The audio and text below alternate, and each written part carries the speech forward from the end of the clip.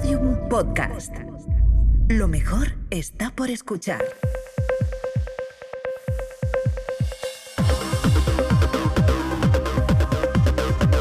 Saldremos mejores con Inés Hernán y Nerea Pérez de las Heras. Pues las mismas, una semana más, queridas mías. ¿Cómo estáis? Chicas, ¿cómo estáis? Nerea, ¿qué tal tú? Muy feliz, he anunciado que saco libro en septiembre. Hombre, por favor, Fantasma. Sí, y está todo el mundo... Editorial Alfaguara. Me habéis dado mucho cariño, estoy muy emocionada, muy agradecida y un poco asustadilla por las expectativas, que ya sabéis que son la máxima garantía de infelicidad. ¿Nos puedes dar 3 líneas de sinopsis del libro? Creo que no, he hecho una cosa que no es básica, cuento lo que me ha pasado, pero también hay un poco de ensayo, y es un libro que lo puede leer todo el mundo, que voy a intentar que he intentado que lo pueda disfrutar todo el mundo, que tenga calidad literaria y que no sea un libro de testimonio. He intentado. Luego... Y que no se titule Sonríe, la vida es corta, ni nada por el estilo, claro. Que eso es importantísimo. Ama la vida, supérate, vivir sin límites. La palabra límite, cierta obsesión, hablo de eso con los límites y la discapacidad, que es como, cuidado, no están mal, no están tan mal los límites. Donde algunos decís límites, mi amiga Nerea, disléxica, quiere decir militancia, efectivamente.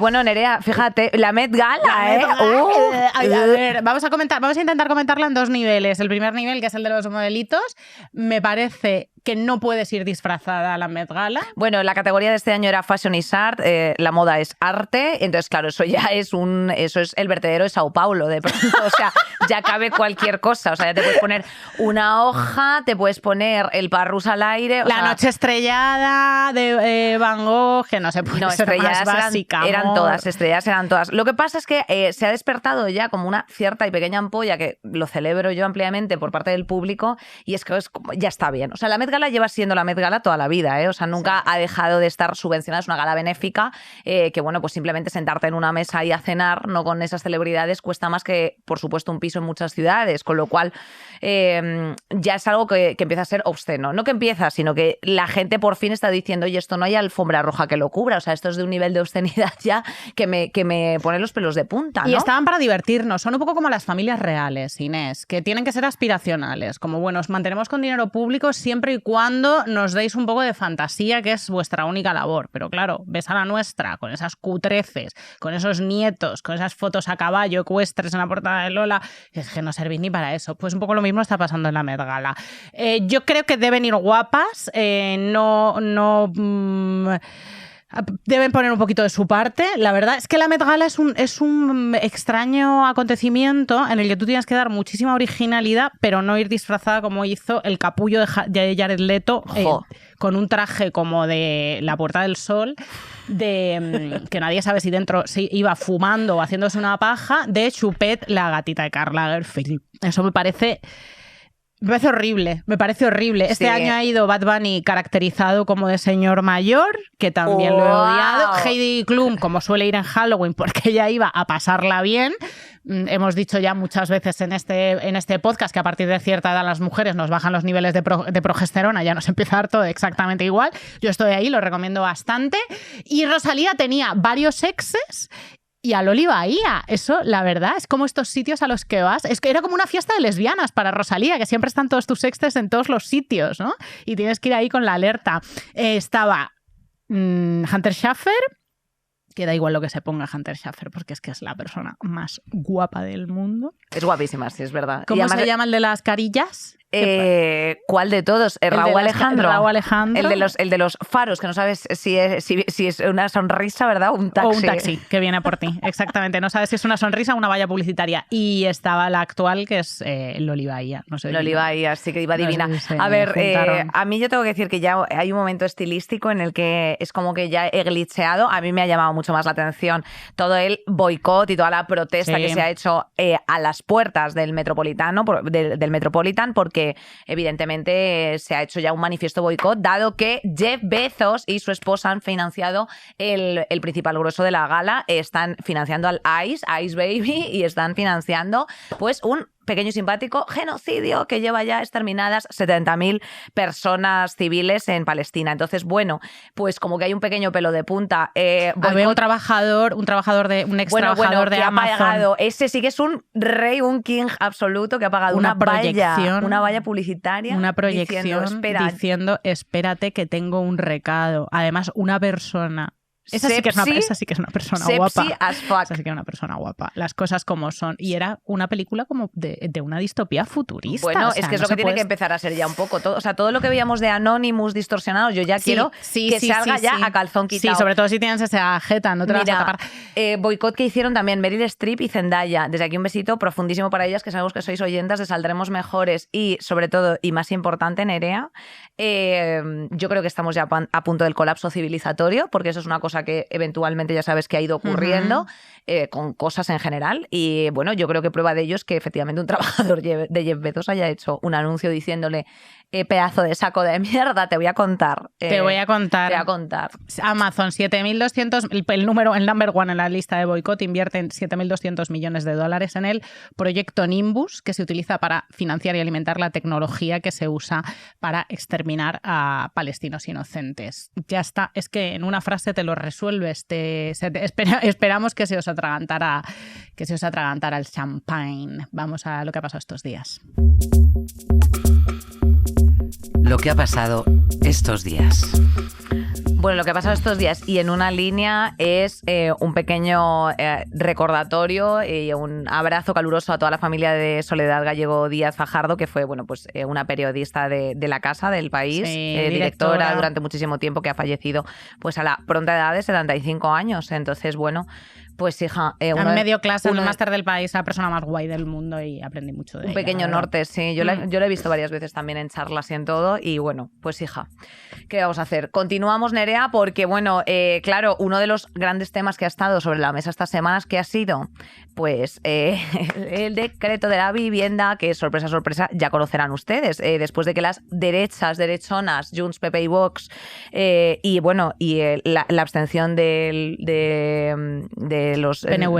PNV, efectivamente, de los navarruacs, pues han tumbado el Real Decreto pues precisamente de la guerra de Irán, ¿no? Del escudo social de la guerra de Irán, que permitía la prórroga de alquileres, y hemos escuchado esta semana al ministro de Cultura, Urtasun, decir que pues están trabajando en un nuevo decreto. Que no van a soltar. Silencio. Que no van a soltar este parche. Ya sabíamos que era un parche. La desilusión, pues ya veníamos desilusionadas. Entonces somos bastante difíciles de decepcionar a estas alturas. Entre marzo y abril, ¿qué pasó? Pues que miles de inquilinos utilizaron la prórroga. O sea, solicitaron la prórroga mediante un burofax, que era justo antes de la derogación de la norma. Entonces había siempre la duda de esto se va a mantener en vigor, ¿no? ¿Van a estar obligados los caseros a congelar los alquileres o no? Bueno, para aclararnos todas estas cosillas y para hablar desde la militancia directa en la calle, nos hemos traído, no es la primera ni será la última vez, a Sara Martínez Rodríguez de la PA de Vallecas para hablar ahí un poquillo sobre este decreto y sus miserias. ¿Cómo estás, Sara? Muchas gracias por estar aquí. Muchas gracias a vosotras por invitarnos. Un placer. ¿Qué era aquel escudo social que cayó y del que tanto hemos oído hablar? ¿A quién protegía? Bueno, pues el escudo social cae en febrero, como un poquito antes de que sacaran en marzo este otro decreto de la prórroga de alquiler. El escudo social era un escudo, o sea, llamaban escudo social a un decreto que prometía parar todos los desahucios, ¿no? La realidad que nosotros nos hemos encontrado así un poco a la alza es que paraba 1 de cada 4 desahucios. Y además, para que ese desahucio se pudiera parar, tenías que cumplir unos requisitos de escándalo. Nosotros a esto lo llamamos tener el carné de pobre, ¿vale? Porque a todo hay que ponerle un punto de humor. Entonces, el carné de pobre. Y de verdad, y de realidad. ¿Qué es esto del carné de pobre? Pues el carné de pobre, nosotros lo llamamos así como coloquialmente, ¿vale? Pero no es más que un informe de vulnerabilidad. El informe de vulnerabilidad que te tienen que hacer los trabajadores y trabajadoras sociales de servicios sociales, pues en el que redacten y sea un informe muy contundente como que eres extremadamente vulnerable. No que vale estás en riesgo de exclusión social, que te cumples con una serie de ítems, que además encima conseguir esos informes, entiendo yo que tampoco era una cosa sencilla. Eso es, o sea, conseguir el informe como tal, te pueden hacer el informe, pero el informe tiene que ser válido. Para que sea válido, pues tienes que tener como el listado de las miserias completo. No puedes tenerlo a la mitad porque entonces ya no te sirve para agarrarte al escudo social y que te paren el desahucio. Sara, una pregunta. ¿Cómo ha caído bueno, pues evidentemente toda la militancia, toda la acción ciudadana, como es la PA de Vallecas, la derogación de este decreto ley, que tampoco era una cosa que era, como bien hemos ido comentando aquí a lo largo de estos días, un parche, o sea, no era una solución definitiva? Sabemos que hay posibilidades y acciones reales en materia de vivienda que no se están haciendo por falta de voluntad y de interés político objetivamente, pero ¿cómo os ha caído a vosotros? O sea, ¿qué expectativas teníais? ¿Ahora qué? Un poco, sí.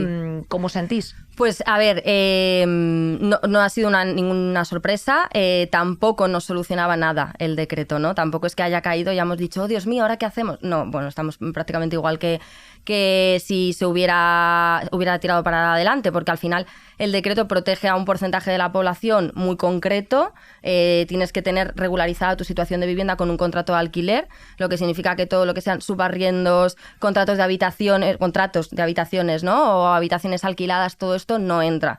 Entonces, ya de por sí es un parche porque es una ley que ampara durante un periodo de tiempo muy corto, sino que además protege a un porcentaje de la sociedad. Todo el resto está completamente excluido. Y además que tu alquiler tiene que vencer en las fechas que el decreto marca, si no también estás fuera de esto. Entonces, sorpresa ninguna con la caída. ¿Cómo nos afecta? Bueno, pues ahora lo que nos toca es organizarnos un poco para ver qué hacer con todas esas personas que se han acogido al decreto, que en ese momento han mandado el burofax y que de alguna forma ya están acogidas a ese decreto. Ahora viene el post, claro. ¿Qué es el post? Bueno, nosotras hemos visto que la mayoría de personas que han podido mandar este burofax y acogerse a este decreto, evidentemente no han tenido una respuesta amable por parte de sus caseros y sus caseras. Claro, encima te has puesto en el punto de mira del casero. De la PA hemos aprendido a no tener miedo a los caseros, pero, jolín, no es fácil, porque la peña se queda sin casa. Había tres opciones: que dijesen que sí, que eso iba a ser bastante improbable, que dijesen que no, que es lo que ha ocurrido en la mayoría de los casos. Eso es. O que hubiese un silencio. En el caso, entonces en ese momento, ante el silencio podría haber visos de que prosperase y que efectivamente pudiesen obtener esas personas en esa franja de solicitud de la ampliación del contrato posibilidades de quedarse en las casas. ¿Es así? Más o menos. O sea, es así, por supuesto, esas tres opciones existen y se han dado, pero que el casero te diga que no cambia absolutamente nada. O sea, el casero no es quien decide si tú te acoges al decreto o no. Evidentemente te van a decir que no porque no les interesa, porque querrían una subida, lo que fuera. Pero eso no cambia nada. O sea, no hay una diferencia entre que el casero te diga que no lo acepta o que haya un silencio o que te diga que sí. O sea, al final lo que nosotras siempre insistimos es que de nuestra casa solo nos saca un juez. A ti el señor casero te puede decir que el 20 de mayo te tienes que ir, me parece estupendo, pero conforme a la legalidad, a este decreto que nos hemos acogido, no nos vamos. Ahora bien, que tú te acojas al decreto no significa que tu situación no se pueda judicializar. Correcto. Es decir, yo soy un casero que quiere esa casa sí o sí, entonces ahora vamos a ver una horda de caseros a los que les salen primos, hermanos, padres, que necesitan esa casa de forma urgente. Su madre es que sale de la residencia, su hijo es que viene de estudiar, ¿no? Esto va a ser un motivo con el que ellos van a intentar recuperar esa casa. Pues te pondrán la correspondiente denuncia, la correspondiente reclama para su familiar cercano o incluso para él mismo. Esto hay que demostrarlo, ¿vale? No es un proceso tan sencillo, pero bueno, que no por haberte acogido al decreto ya te exime de que el casero no vaya a estar ahí solicitando esa vivienda. En principio, si tú te has acogido al decreto, pues acogida estás, ¿vale? Pero que tengamos en cuenta que también nos podemos enfrentar a estas cosas, a llamadas, amenazas. O sea, al final va a tener sus consecuencias. No es santo grial, yo bebo y ya está el decreto. Y ante estas posibles coacciones, ¿qué podemos hacer? Organizarnos. A ver, al final casi todas las acciones que puedan emprender los caseros se basan en el miedo y en el desconocimiento. Si nosotras no estamos solas, estamos organizadas y tenemos conocimiento de cuáles son nuestros derechos y qué podemos hacer con ellos, todo eso se diluye muchísimo. Sara, ¿qué os estáis encontrando hoy por hoy en la PA de Vallecas en materia de alquiler? Bueno, pues en cuanto a alquiler, ahora mismo se está llevando todo el grosso el tema de las prórrogas, porque bueno, al final hemos puesto todos el foco ahí, aunque somos conscientes de que es un parche y de que vamos decreto tras decreto salvando situaciones, es un poco lo que nos estamos encontrando de alquiler regulado, por decirlo así. Luego subarriendos infinidad, Sí, gente habitaciones... que está en una situación administrativa irregular, que evidentemente pues está a lo mejor alquilada bajo cuerda, ¿no? Porque eso también es muy gracioso, que de aquí por ley tendrían ustedes caseros que inscribir a todas las personas que tenéis en vuestros amados pisos, ¿no? Que tanto os va a urgir inscritos, por ejemplo, en el IBIMA, en el caso de Madrid, ¿no? Y sin embargo, luego pues tú vas al IBIMA y no hay inscrito ahí ningún alquiler, ningún contrato de alquiler, que es también cuanto menos llamativo. Y esa gente, sin embargo, te viene ahí el día 1 y te dice, tú, mejor en efectivo, cariño y todas estas cosas, ¿no? Si no te importa. Entonces, bueno, pues todas estas cosas son las que entiendo yo que estáis ahora mismo atendiendo. Eso es. Y que hay un gran grueso de gente, claro, efectivamente afectado. Exacto. Y pago de multas también, o sea, porque organizarse no es solo acercaros todos y todas a las PAS de vuestros respectivos barrios y territorios, sino apoyarlas. Creo que tenéis una rueda de prensa el 21, puede Exacto. ser. Hay Vermús solidarios que organizáis. Estaos atentos a las redes de la PA de Vallecas y del resto, porque se organizan acciones porque claro, a la desobediencia civil siempre hay respuesta legal, y de la respuesta legal tiene que haber Cajas de apoyo resistencia. ciudadano. Exacto. Claro. Sí, al final, bueno, todo se basa un poco en decretos y leyes. Tenemos la ley Mordaza de por medio, que se iba a derogar, pero bueno, aquí seguimos con Por ella. lo que sea, no, y aplicándola además que... con bastante firmeza. Entonces, los derechos solo se ganan luchando por ellos, y la única forma de impedir que se luchen por los derechos es ejerciendo represión mediante multas. Entonces, hay que tener claro que es una forma en la que van a tratar de frenar nuestra lucha, pero bueno, que para eso estamos, para autogestionarnos, para sacar dinero de donde bajo las piedras, ¿no? Para hacer un montón de eventos que puedan sufragar estos gastos en el caso de que tengamos que pagar, porque nuestra iniciativa principal no es ir a pagarlas, no es decir, así me multa, toma usted mi dinero. No, hay que luchar también contra ese tipo de multas y de frenos que nos ponen para conseguir algo tan básico como es el derecho a una vivienda. Bravo, Sara. Hija mía, Pues, Sara, de verdad. pues la muchísimas alegría que nos gracias da por siempre todo el trabajo que hacéis, ¿eh? vuestro curro, vuestro compromiso. Te hablo en plural porque tenéis organización asamblearia, entonces Sí, tú eres absolutamente. solamente una pequeña cabecita parlante de muchísima gente que está trabajando. Muchas gracias, y a vosotras ya sabéis, implicarse, queridas. Bueno, Nerea, continuamos porque la Generalitat ha puesto, atención, en marcha un plan piloto para incorporar agentes de los Mossos d'Esquadra como agentes de convivencia, ¿vale? En 14 centros educativos de Cataluña, con el objetivo declarado de reducir la conflictividad y prevenir conflictos.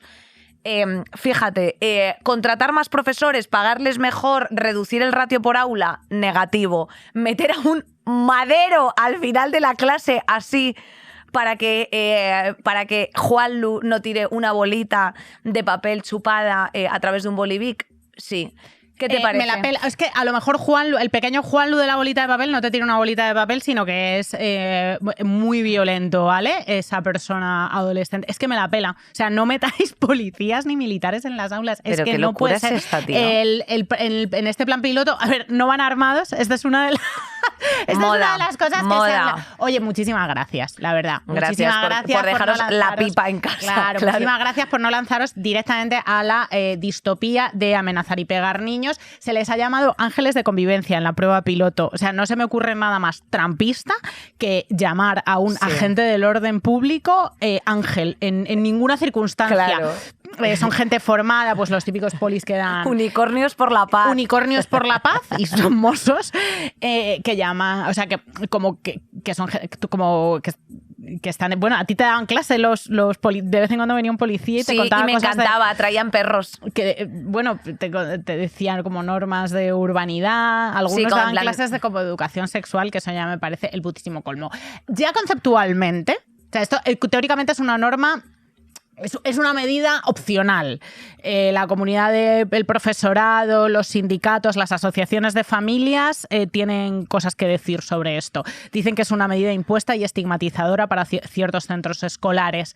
Y luego, tía, es que aunque no hagan nada, aunque no hicieran nada, solo la presencia en un aula de un policía, un mozo o un militar, o sea, Hombre, tía, es completamente la prevención coercitiva. de la violencia en el claro, es coacción, o sea, es coacción Claro. porque el único mensaje que le estás mandando, vamos a meternos un momento en la cabeza de las criaturas, el único mensaje que le estás mandando tú a esa criatura es que tiene que mantener el orden y no dar rienda suelta a sus traumas y a su rabia o a lo que tenga que no está tratado, porque hay alguien que es más fuerte que él. O sea, lo que le estás diciendo es no te pongas chungo el cuento porque de hay la otro más criada. chungo. Sí, sí, ya sí, está. sí, O sea, sí, no te sí. puedes poner chungo. No es que no te puedes poner chungo para mantener la convivencia, no es que tengas que gestionar tus emociones, no es que no tengas que pagar con todos tus compañeros lo que te está pasando en casa. No, es que hay otro más chungo, con lo cual tienes que controlarte.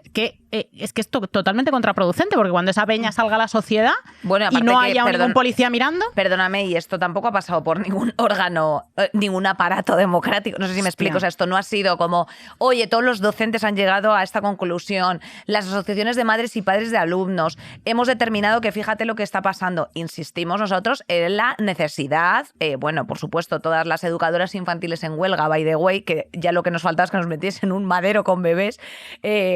Nerea, nos quedarán 3 minutos para eso, imagínate. Poli de guardería. Poli de guardería. Claro, poli de guardería como si fuese una película de Steve Urkel. Bueno, pero al margen, claro, insistimos en la necesidad de recursos socioeducativos para las aulas. O sea, quiero decirte, si hay conflictos en las aulas es porque hay una necesidad objetiva. Si hay niños o chavales o chavalas en riesgo de exclusión social, conflictivos, en fin, todo este tipo de cuestiones que ocurren, hay que tirar un poco del hilo.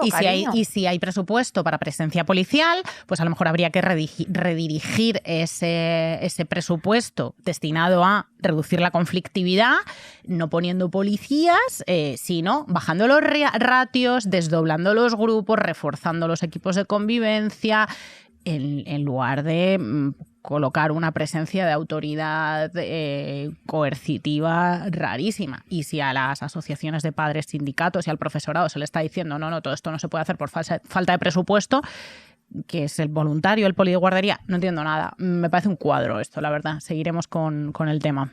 En una línea, Ada Colau ha denunciado a Israel por torturas y detención ilegal. Bueno, básicamente lo ha denunciado ante la Fiscalía de la Audiencia Nacional, delitos contra la comunidad internacional, crímenes de lesa humanidad, torturas y detención ilegal durante su arresto en una prisión israelí el pasado octubre tras el abordaje por parte del ejército del país del barco de la flotilla humanitaria. Bueno, pues seguiremos esto muy de cerca porque, claro, vamos a ver si... incomunicada muchísimo Bueno, tiempo, no sabía su situación jurídica, la golpearon, le hicieron ponerse de rodillas, la insultaron. A ver qué pasa. Hay coberturas legales para las españolas. Hombre, el Código Penal está previsto absolutamente precisamente contra los delitos cometidos en el extranjero. No se puede precisamente contra una misión especialmente pacífica y civil. Es una vulneración directa del derecho internacional. Otra, ¿no? Otra. Otra. Al cubo de las vulneraciones del derecho internacional. Así que, bueno, vamos a ir viendo cómo se sigue evolucionando con esto, Nerea. Hay una pequeña curiosidad que tenemos para cerrar el carrusel, y es que un montón de estadounidenses que viven en el extranjero están renunciando a su nacionalidad. Esto me parece curioso, habiendo como muchas personas en situación irregular en Estados Unidos que se matan por tener la green card, y en cambio los estadounidenses que están fuera como que están renunciando a esa nacionalidad primermundista supuestamente privilegiada, ¿no? Porque pueden hacerlo, y por discrepancias con la política de Trump y por una normativa que entró en vigor en diciembre y que automatiza el registro de los ciudadanos de entre 18 y 25 en el sistema de servicio militar. Entonces no quieren que les... Claro, que les pesquen. Que les recluten forzosamente. Bueno, por eso... Y porque los impuestos estadounidenses, amiguitas que os gustan tanto las supuestas democracias liberales, gravan a sus ciudadanos aunque residan permanentemente en el extranjero. O sea, a Ana todavía le llegan cartas de taxes de ese mierda de país. Claro, lo que están financiando en este momento es el exterminio y la locura.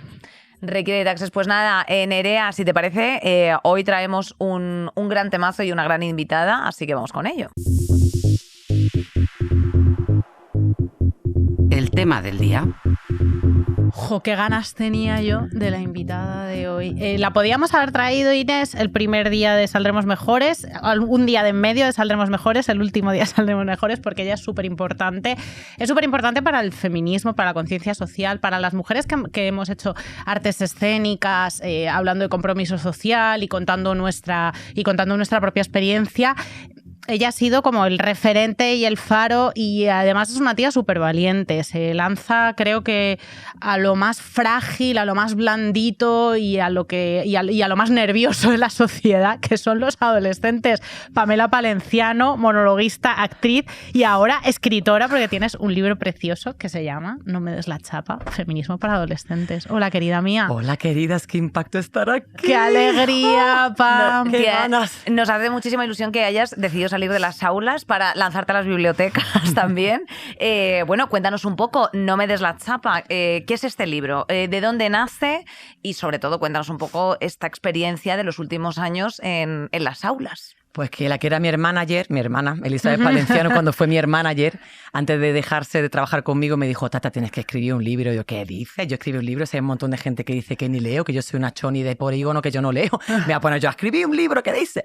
Y fue como si todo lo que está pasando en las aulas tiene que estar como en papel, registrado, ¿no? Sí, esto hay que registrar este momento histórico. Es fuerte. He contado cosas en vídeo y tal, pero como algo que se pueda como mover y que lo puedan leer. Y entonces Noelia Morgana, que no se la conocéis, poeta, actriz, performance, ella ha sido mi doula, me ha acompañado porque a mí me daba miedo escribir sola, ya que me sentí impostora, bueno, que nos pasa a todas las tías, de soy impostora, yo no sé escribir, y ella me ha acompañado. Y es un homenaje a mis hijos también, o sea, porque que salen, está articulado con este os va a encantar a las madres y tías, porque hay muchos diálogos con Nahuel y con Lía, con tus hijos, y varios diálogos con ellos, y también diálogos con los jóvenes en las criaturas, porque es que no son jóvenes, son niños en No solo duelen los golpes. Bueno, voy a situar un poco a la gente porque quizá todavía hay alguien que no te conoce. Pamela empezó haciendo un monólogo ¿hace cuánto? ¿20 años? 23 años, que se llamaba No solo duelen los golpes, en el que contabas tu experiencia de violencia machista siendo muy, muy jovencita. Y lo hacías en centros educativos. Y es un monólogo para todo el mundo, es hipnótico. Tú eres actriz, te metes en el personaje de tu maltratador, te metes en el personaje de ti misma. Y yo he visto pocas cosas más efectivas y más didácticas en teatro que No solo duelen los golpes, que nos ha de verdad cambiado la vida. A muchas nos ha cambiado la vida, de verdad. Pero en las aulas tú lo haces, tiene una recepción determinada hace 20 años y ahora tiene otra. Y tiene denuncia de por medio, claro. Ya entraremos en las denuncias. Ese es el cambio, ¿no? El cambio de que yo cuando decidí dedicarme a esto fue el primer instituto en Torrox, en Málaga. Ya he presentado mi exposición de fotos en la universidad y hablé 12 minutos de mi historia. Me puse a llorar porque no podía hablar ni decía el nombre de mi ex. Decía mi ex, yo tenía 21 años, acaba de empezar en terapia, puse la foto y una profe del instituto me dijo, ¿tú vendrías la semana que viene a mi instituto a contar esto? Y digo, sí, hombre, con adolescentes, con 21 años, estaba muy cerquita de sus edades. Que no, que me da el H, que no. Llego, hablé media hora, hablé un poquito más, pude como sacar más de lo que me había pasado. Y cuando me rompí a llorar, ese grupo de 30 o 32 personas, que eran la mayoría tíos cis, bros, hetero, machirulos, y había 8 o 10 chicas, se levantaron y me hicieron un abrazo colectivo. Ay, qué y ese bonito. día, a mitad de lágrimas, dije, yo me quiero dedicar a esto. Yo quiero dar la chapa que a mí nunca me dieron. Porque a esta gente de adolescente le ha pasado que sobre un montón de casos de violencia machista aquí y nadie le ha dado la charla de esta manera y quiero dedicarme a esto. Ese fue mi clic. Para llevar 23 años, que yo haga el monólogo en el teatro del barrio, mi pasión y mi fuego son la adolescencia. Has estado en aulas de todo el territorio nacional. En algunas has sido vetada, evidentemente, que esto también hablaremos un poquito más adelante, porque claro, con todo este viraje, no has desde luego tú sido la excepción del viraje político que vivimos en los últimos años. ¿Cómo notas el cambio de los adolescentes en el impacto, pues eso, de ese monólogo, de estas conversaciones? Porque además no solamente es el monólogo, sino, oye chicos, ¿tenéis alguna duda? Hablemos. ¿Qué has ido notando que han adquirido en positivo todos los chavales, todas las aulas, y que en negativo pues están rechazando a lo mejor pues del feminismo o de este propio relato? Tal cual. Bueno, lo de la parejita que entran de la mano, eso son 23 años igual, ¿vale? Que entra una pareja hetero de la mano, yo empiezo a hablar, ella empieza como a soltar la mano, él le come la oreja, y la otra, que te calles, que quiero escucharla. Eso se sigue repitiendo. Fuerte. Que luego por eso nos llaman rompepareja, porque claro, de repente la nena empieza en el monólogo a ver cosas que le hace él se va dando cuenta de que es Antonio, entonces no quiere que ella escuche, ¿no? Pero claro, de la apertura que había hace 10 años, cuando empecé, ¿no? en general, que era todo el mundo. Había uno al sentado al fondo, uno que cuestionaba algo, pero desde una inocencia, que es mi personaje de Jaén, de hecho yo lo meto en el monólogo, como con mucha inocencia, pero entonces las palizas da igual vengan de donde vengan, como con cuidado. Eso poco a poco yo fui viendo como de unos se hacían grupos y de grupos a cientos, que ya son 8 filas de atrás con un discurso. Ya no es la pregunta ingenua, ya no es cuestionar qué me pasa a mí como hombre, ya es... Me ha dicho Roma Gallardo, bueno, podría hacerlo. ¿Lo hago? Sí, Claro, sí. Es que me ha dicho Roma Gallardo que me puedo ir de aquí cuando quiera, ¿vale? Claro. Así O sea, así. Y de repente, sí, así. De que ya han visto vídeos donde pueden salirse si quieren del aula. Y me interrumpen. Y eso no pasaba al principio. Entonces, manejar eso, es verdad que yo traía un bagaje de las pandillas, trabajar con pandillas en El Salvador, ya traía callo, ¿eh? No es que yo soy especial o particular, ya traía un callo de estar con la violencia, metiéndome debajo de la mesa cuando había tiroteo, es decir... Y con gente muy chunga, entonces eso había callo. Claro. Pero no me esperaba la hostia que me llevé aquí, que era todo muy sutil.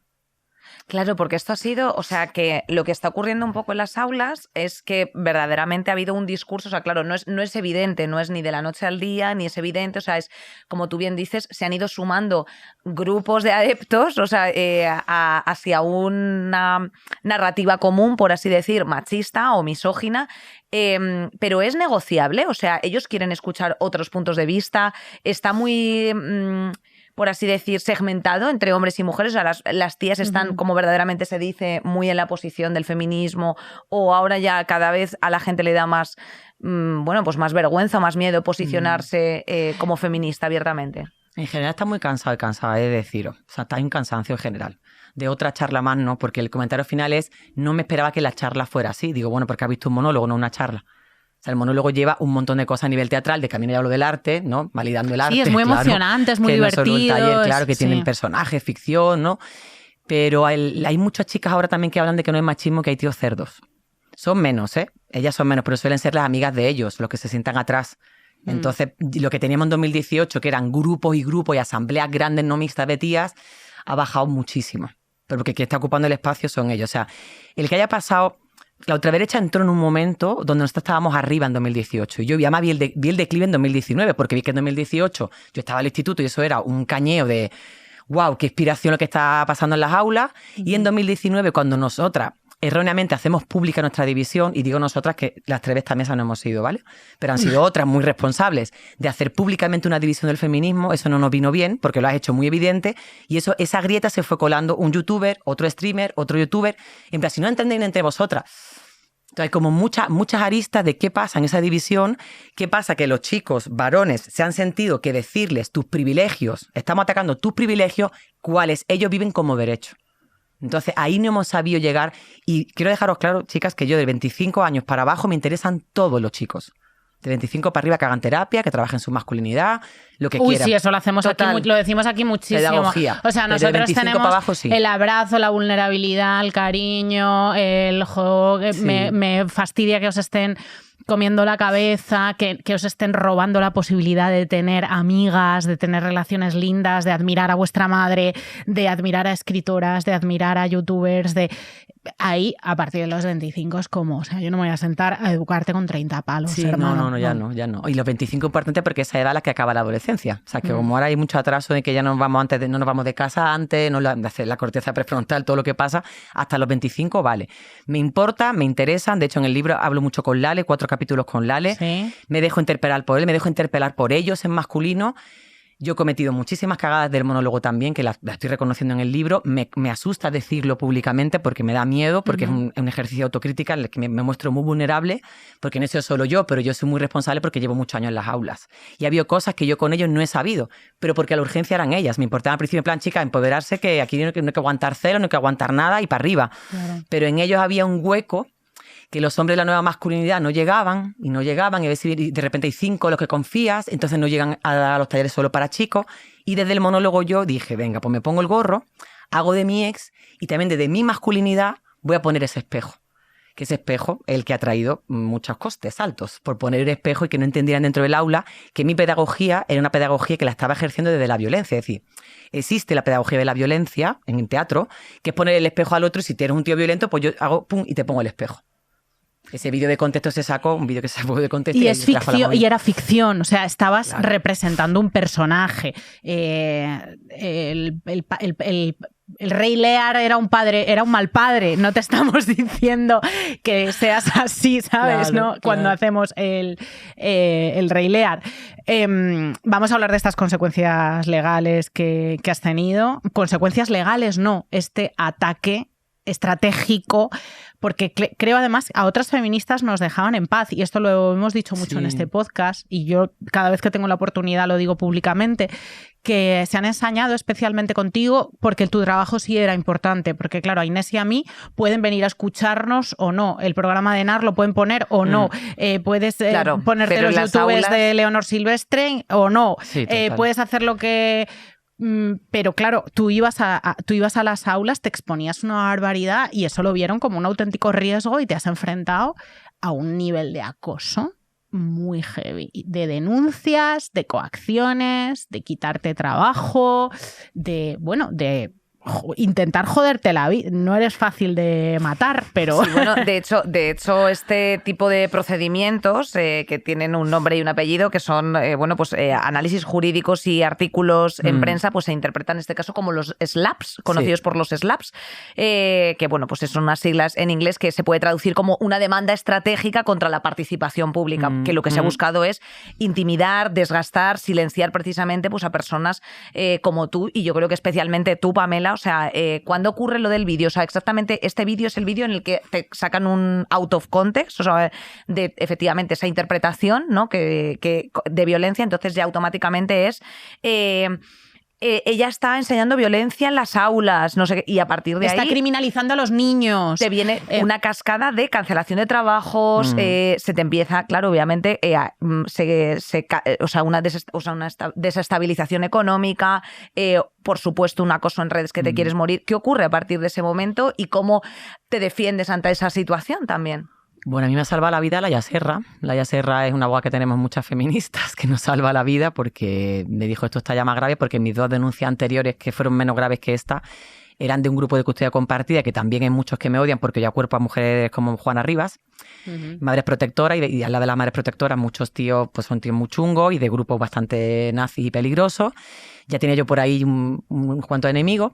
En 2017 viene la primera denuncia que se archiva, en 2019 la segunda que se archiva, pero la segunda es maltrato a menores, que me la hace la Asociación Española contra la Corrupción. Maltrato a menores. Maltrato a menores, 9 meses en archivarse. Y esta es particular porque en 2021 la diputada Alicia Rubio de Vox, que ya no está, ella es la que encargaba y responsable, por eso lo dije en la asamblea, ella es la responsable de sacar ese trozo de contexto de un vídeo de Linares, que no me dio más coraje, que era mi tierra, digo, no puede ser en Barcelona, fue cerca de mi pueblo, saca ese trozo de contexto para que gente como Hetero Blanco, Roma Gallardo empiecen a darle caña en redes. Y cogen una parte muy peliaguda, porque lo que me dijo Laia cuando vio el vídeo, me dijo, estás en la línea de como no se ve todo el contexto, han pillado una parte que como no tenga contexto es difícil. Esos 3 chavales llevaban todo el rato, la cámara me está grabando a mí, llevaban todo el rato haciéndome así y así, gestitos que me iban a pegar. No eran menores, eran mayores de edad, eran un FP, y ven el monólogo, la gente calla y ellos seguían ahí, salieron a fumar, volvieron a entrar, o sea, un despipote. Y el público estaba que se quería que se fueran, ¿no? Cuando yo me acerco a ellos desde Antonio, yo tengo una cosa que me pongo el gorro y me acerco, tengo un imán para los malotes que a mí me encanta, además, porque no los miro, sino que yo voy, me dejo llevar y mola porque se encaran con Antonio. Se encaran, lo mira, algunos me abrazan, ¡Antonio! Me dan golpe y todo muy guay, se dejan en evidencia delante de toda su clase. Estos 3 se levantaron y se fueron. Y el personaje, Antonio, se fue con ellos. Al pegar el portazo, el público aplaudió. Sacado de contexto parece que están diciendo qué huevos tienen ellos que se han ido. Aplaudían a mí y a nosotros en plan de por fin se han ido. Y los miré y les dije, hay que ser gilipollas para no ver lo que acaba de pasar. Pero gilipollas es a mí, a vosotros, tal. Le acabo de poner un espejo, yo no los estoy echando, no. Aquí lo que ha pasado, bueno, pues acá de contexto parece que yo lo estoy insultando, parece que yo sobro ahí. Entonces, ese vídeo se hace tan viral, que me llaman por teléfono un sábado, en Vallecas, en El Pozo, tu hijo lleva la camiseta 5, está jugando muy bien, eso no me había pasado nunca, ni en El Salvador, ¿vale? Ni en El Salvador, ¿eh? Por eso digo que yo traía ya callo de amenazas. Mirando para todos lados, ¿qué pasa? Y fue un sustazo. Y a los 2 días me llega la denuncia de Asociación Hispanoamericana de Hombres Maltratados por el abogado Antonio Luna, que dicen que incito al odio contra los hombres. Yo, y en ese momento Iván, que era mi pareja, también que era productor, él también está denunciado por incitar al odio contra su propio género y sexo. Digo, de verdad. Esa denuncia me llegó a mi casa el 4 de junio, que es el día de mi cumpleaños. O sea, esta gente me tiene estudiadísima. O sea, lo que me decía Laia es, la forma de amedrentarte es una tortura pero tan analizada, que luego lo vas contando y flipas. Quítate las redes. Bueno, yo me las quitaba, de repente no veía, pero luego iba por la calle, esto que vas andando y me hacían así. He tenido que hacer monólogos con policía en la puerta porque quien me contrataba tenía miedo a que llegaran a boicotear. Yo estaba en el teatro del barrio con gente allí de escolta. Porque las amenazas llegaban por teléfono al teatro del barrio también de que me iban a hacer cosas. Digo, esto está pasándome en el primer mundo cuando yo vengo a trabajar con pandillas. O sea, con pandillas en El Salvador, pre-Bukele, que ya ha metido a todo el mundo en la cárcel, entonces se ha quedado muy seguro, tía, la verdad, aquello, porque ha metido a el 30% de la población en la... Es que, claro, ahora estamos en otro punto y aquí te pregunto si crees que se ha normalizado. Pero yo no he visto nunca amenazas tan salvajes como las que has puesto tú en tus redes. Yo no he vuelto a ver amenazas tan salvajes. ¿Crees que se ha normalizado aquello en lo que tú fuiste, desgraciadamente, la pionera, la primera que fue carne de cañón? ¿Ahora está normalizado? ¿Ya hemos hecho callo? Lamentablemente sí. O sea, lamentablemente ya no nos escandalizamos tanto como antes. Lo que no sé si llegarán las llamadas estas de teléfono que te estoy viendo. A ver, que estás viendo, o sea, te están a mí me parece que creo que lo tuyo es, desde luego, o sea... En un sentido o en otro, por ejemplo, que nosotras hemos estado aquí hablando con Laura Arroyo, con Sara Santaolalla, con Tessidi, eso hay un registro objetivo, ¿sabes a lo que me refiero? Que al final lo estás poniendo en unas redes sociales que se puede como traquear distinto a una sensación ya en la calle que no se puede materializar de una forma distinta a la que puede tener un registro digital, no sé si me explico. Total. Entonces, aunque tú cojas y denuncies un teléfono, ese teléfono puede ser un teléfono de prepago que tiran a la basura y que, tía, que la hostia te la llevas y que lo que estás diciendo es... tu hijo pequeño, que es un crío. Sí. Bueno, que es tu hijo pequeño y que, tía, de nuevo, el curro. O sea, que automáticamente se giñan los ayuntamientos y te cogen y te dicen, no, mira, ya lo siento. Y que luego después hay algo, que eso ocurre pues con ciertos nombres, que es como, Pamela Palenciano, no sé qué ha pasado, pero algo ha pasado. Sí. En vez de coger y preguntar, investigar, que eso, tía, eso, perdóname, pero eso lo hacen hasta los medios de comunicación. Pero es que Soraya me lo dijo que iba a pasar, que después de la denuncia, aunque se archivó y que fue un éxito, me dijo, prepárate para... Y yo, pero ¿cómo va a ser si ya está archivada? Y de hecho, es maravilloso lo que ha salido. Y me dice, a partir del año que viene vas a ver cómo tu curro baja. Porque tú ya te has quedado como la señalada. Ya da igual si se archivó o si no. Eso es lo que quiere. Y yo he notado. Y eso es una estrategia machista que funciona en todos los sectores. Total. O sea, también funciona para que te calles. Funciona cuando tienes un trabajo público, el que sea, en el cine y de repente dices, me quejaría por esto que me está pasando en cuanto a dinero, en cuanto a comportamientos y comentarios sexuales que no quieras recibir, pero... está el chantaje de no quieras ser la problemática, porque entonces sí que vas a saber lo que es la organización verdadera machista, porque te van a hacer cordón sanitario, ¿no? Es fácil que te hagan cordón sanitario.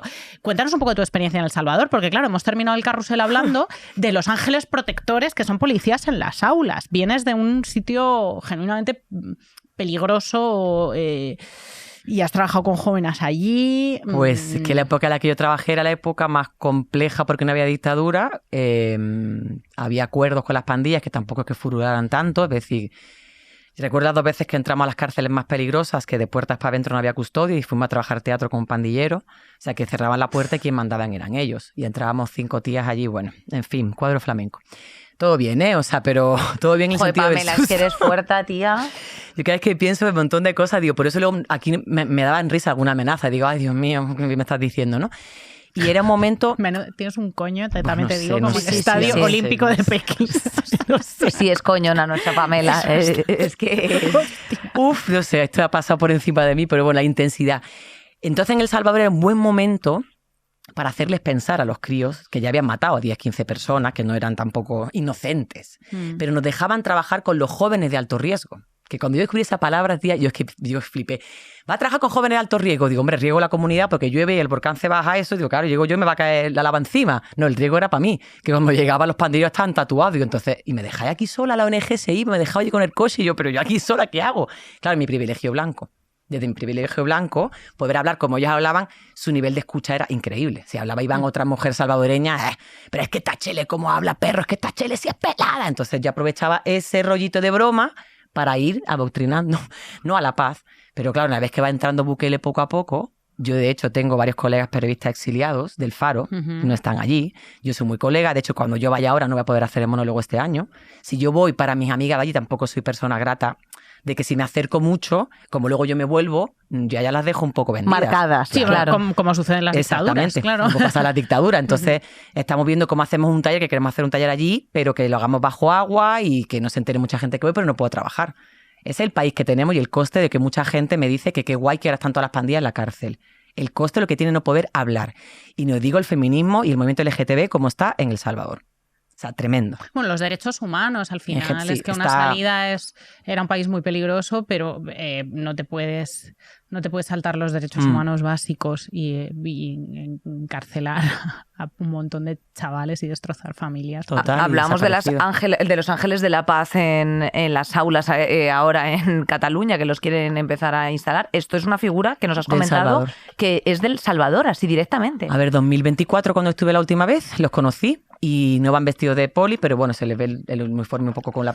Hombre, no van vestidos de poli, pero tienen 62 años, claro. Entonces les detectarás porque han repetido muchas veces. Es como están ahí sentados al final. Sí. Y se llamaban también los ángeles de la convivencia. Me cago en la puta, tía. Y estaban ahí atrás, sentados, viendo el monólogo y dice, señor, no parece profe. Uy, policía aquí. Nos explicaron que era un método, mire usted, bien bonito. Viera cómo les calma el policía a ellos porque está allí sentado, va, y los bichos se relajan porque lo ven ahí que le está cuidando. Y claro, pero pensé, estoy en una dictadura, es normal, pero ¿qué pasa esto aquí? Es el cuento de la criada, que el policía te relaje. ¡El policía no te relaja! Nunca. ¿Cómo te va a relajar un policía? Por amor de Dios. Esto es acojonante. ¿Cómo te va a relajar un policía?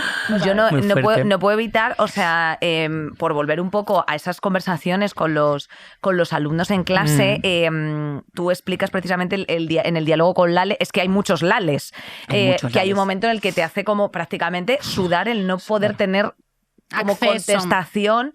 O sea, ya llega un momento en el que cuando los niños ya preguntan mucho, pero ¿y por qué? ¿Y por qué? ¿Y por qué? Pues tú dices, porque no, y punto. ¿Sabes? Pues esto es un poco lo mismo, ¿no? O sea, que llega un momento en que, claro, tú estás haciendo como toda esa labor pedagógica, toda esa explicación. ¿Cuántas veces te has encontrado con esa situación de quedarte sin argumentos ante ese machismo estructural que está representado por un pequeño y simpático niño de 14 años? Claro. En casi todos los monólogos me ha pasado. Siempre había una pregunta que me ha descolocado, una pregunta que me he ido con ella retondando, que cuando le he contestado sé que lo he hecho de la peor forma también. He contestado mal. Es mucha responsabilidad, Pamela. Mucho, es mucho. Entonces, a mí eso es lo que me ha hecho llevar también escribir este libro, ¿no? Como poder, con la tranquilidad de mi casa y acompañada de Noelia Morgana, escribir todo lo que no pude decirle a todos los lales que me han hecho preguntas que tienen sentido cuando son tan peques, porque no es... Cuando los profes dicen que están quemados, que están cansados, que yo ahora me he inventado el taller del aula como espejo para acompañar a profes, a que acompañen a adolescentes, conectando con su propio adolescente y no este discurso repetitivo de es tan fatal, porfa, dejemos de repetir esto, porque eso acrecenta más el malestar en el aula. Es como, vale, es tan fatal, pero ¿qué hacemos? Son más nazis que antes, son más machistas que antes. Como, espera un momento, es un buen momento ahora para que nos vean desde otro lugar, meter otras frases, otras palabras, otro tono que tiene que ir desde tu cuerpo, pues ya estás como así todo el rato. Es difícil dialogar. Entonces yo misma me he tenido que ir incluso físicamente a ver cómo me coloco, por eso repito, de 25 para abajo, de 25 para arriba, no me importáis, chicos, lo siento. Claro, como para poder llegar y decir, ¿qué te pasa, tío? Que muchos machistas le han dicho, ¿cómo se nota que tiene un hijo varón y esta feminacia ha reculado? Hombre, claro. Pero qué bien que haya reculado algunas cosas, que bien la autocrítica, o qué bien el avance, ¿no? Que un hijo me haya a mí puesto un espejo y que mi hijo me haya hecho pensar, a ver, como mi hija me hizo pensar en su día, mi hija la que más, que es la mayor. Entonces, como buen momento para poder hacer las cosas de otra manera también, ¿eh? No pasa nada. ¿En qué reflexiones estás tú ahora que exijan como el momento contemporáneo que estamos viviendo de pues eso, de ese machismo estructural en edades tan tempranas? Yo estoy con ganas de montar una gym terapia, meterme en el gimnasio con Bro y hacer feminismo dentro del gimnasio. Sí, mira, tuvimos aquí a Strone Spinelli hablando del gimnasio también como espacio político, ¿no? Para hacer cosas. Tengo ganas como de estar solo con chicos, en el sentido de hacer cosas de teatro solo con varones, en centro de menores. O sea, que las chicas me siguen interesando, que creo que pero para ellas hay mucho material, pero con ellos creo que hay un pendiente del cual a mí me apetece meterme y enfangarme, no porque está todo el tiempo esperando que fueran los tíos y recordando mi tema de trabajo con las pandillas. Digo, pero esto ya lo he hecho, lo puedo volver a repetir. Y en realidad, ahora con mi masculinidad desde el monólogo y tal, puedo jugar a eso y no sé, confío en que algo puede moverse. Pamela, ¿cuál crees que es el salto verdaderamente? O sea, el reto es como que ellos, o sea, es como que la amenaza la sienten súper perpetuada, es como que ellos de facto en sus vidas se están encontrando con muchos noes y muchos rechazos y muchos señalamientos. Que es, muy solitos, sin pertenencia, ¿no? Claro, ¿cuál es el problema que tenemos ahora con los chavales jóvenes? Hay que ponerle más las manos aquí. Yo muchas veces cuando te llegan muy furados, que yo, porque feminazi, le pongo la mano aquí, digo, respira. Que es verdad. Y ya se le baja, ¿no? El sistema nervioso se calma, ¿no? El contacto físico, el decirle te entiendo, esto va atacando a tus privilegios, no a tus derechos, el comparar ciertas cosas con el racismo, y lo que más funciona es hablar del adultocentrismo, que es lo que no se pone sobre la mesa, que es, ¿qué sientes tú, chaval, cuando el adulto o la adulta te dice porque lo digo yo y punto? O cuando el adulto o la adulta te mira de encima del hombro, para que entienda por qué las chicas se sienten inferiores a ellos y están cabreadas con ellos. Eso le hace pensar, ¿eh? Cuando les pones otros ejemplos, que no siempre sea el machismo, el racismo, el adultocentrismo, el clasismo, le funciona, ¿eh? Sí, tú lo has hecho...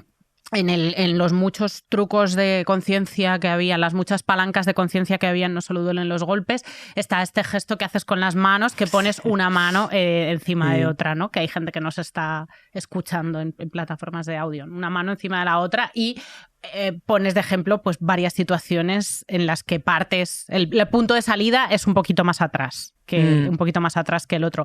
Es que eso pensábamos que había servido y pensábamos que había calado, pero luego te vienen con otra gente que les ha dicho cosas que les han funcionado mejor o que les han seducido más.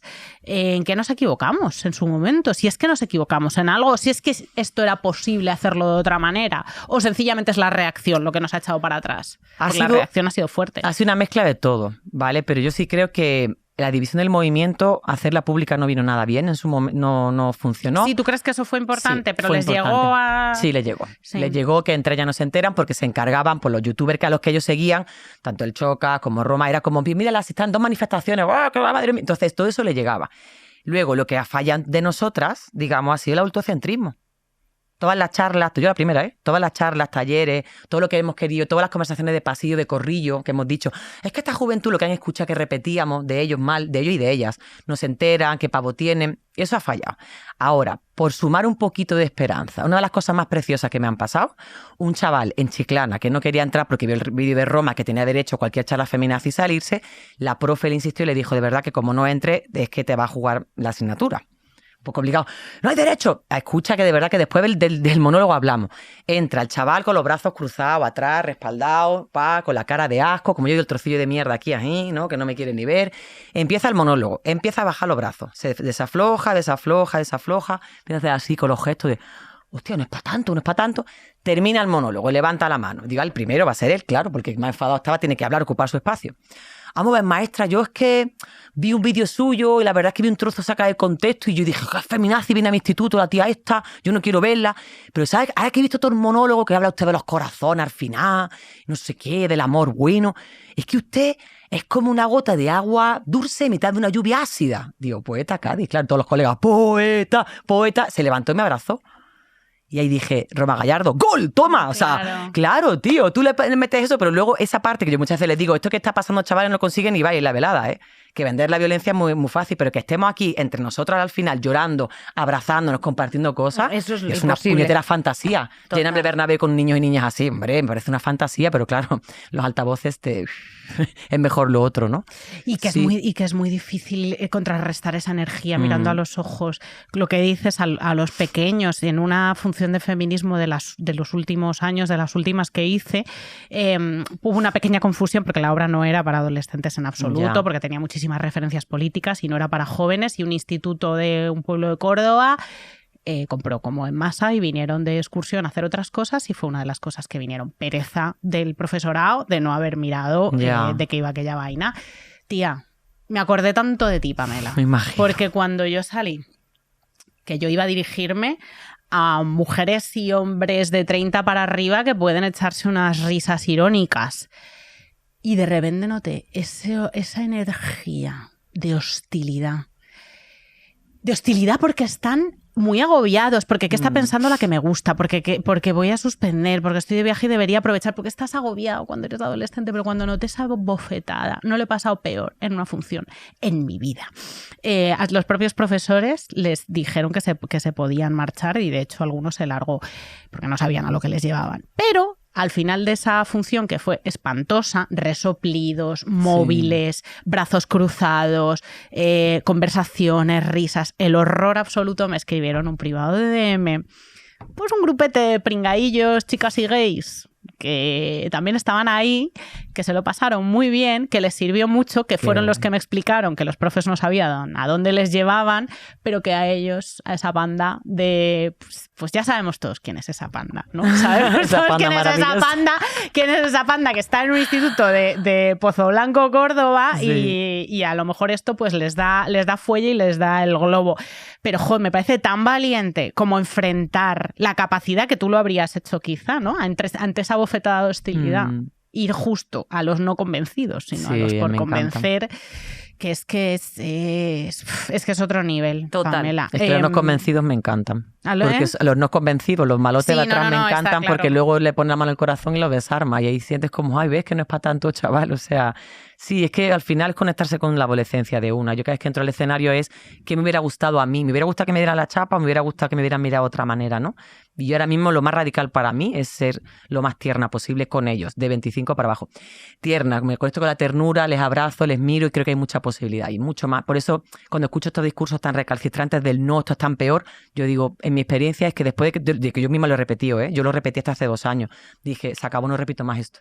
Voy a probar otra cosa. Y me ha funcionado. Es que además es mentira, porque están parando las universidades por Palestina. Claro, están en las manis. Hay gente maravillosa. O sea, hay mucha gente concienciada. Creo que hay una diferencia evidente, o sea, que es objetiva por falta de información entre chicos y chicas. Creo que también hay una pequeña saturación, que esto ya son estudios objetivos tipo el zero posting y cosas así. O sea, que ya la gente quiere como preservar un poco su identidad. O sea, que esa sobreexposición que ha ido con una celeridad muy loca, tía, en los últimos 5 o 6 años. O sea, esa forma de vivir la vida como de consumo rápido de redes, de tal. O sea, también hay una parte en la que los jóvenes dicen, wait a moment, o sea, quiero decir, y que, por supuesto, no son unos pazcuatos. Bueno, pues también han de hacerse responsables muchas de esas casas también, y de conversar. Y yo creo que también tenemos que tener la libertad de plantear los debates en las aulas sin miedo a que haya un debate en las aulas. Entonces, pues, Pamela, muchas gracias por tu labor de corazón. No me des la chapa, hay que comprárselo, chicas, porque siempre hay que ayudar a las gentes que se dedican un poco a la resistencia de las cosas. Bueno, y porque es lindo las conversaciones con los hijos, tiene buenas herramientas. Tú eres una buena estratega, Pamela, te teníamos que haber traído antes. Eres una gran negociadora. Te hemos mencionado muchísimas veces. Sí, siempre que yo escucho siempre me han dicho otra vez algo bonito. Siempre llevo en el coche mis maratones. Es la mejor, muchas gracias. Gracias por el aceite de tu pueblo que nos has traído. Que fluye todo el oro, Mónica. El oro líquido. Pues muchísimas gracias. Te seguimos, te deseamos éxitos ya en este cierre de curso y bueno, nos veremos pronto, Pamela, en Cádiz, siempre. Porque tienes que venir a Cádiz a verme, ¿no? Absolutely. Y además es que, claro, además nosotras somos ya un poco coñonas del sur, que nos gusta un sur. Yo en las playas de Cádiz son las únicas en las que puedo correr. Pamela, compañera, bonitas, te adoramos y vosotras muchísimas gracias por haber estado ahí una semana más. Os hemos dado esta calor y esperanza, que no os lo esperabais. Pues toma. Saldremos mejores con Inés Hernán y Nerea Pérez de las Heras.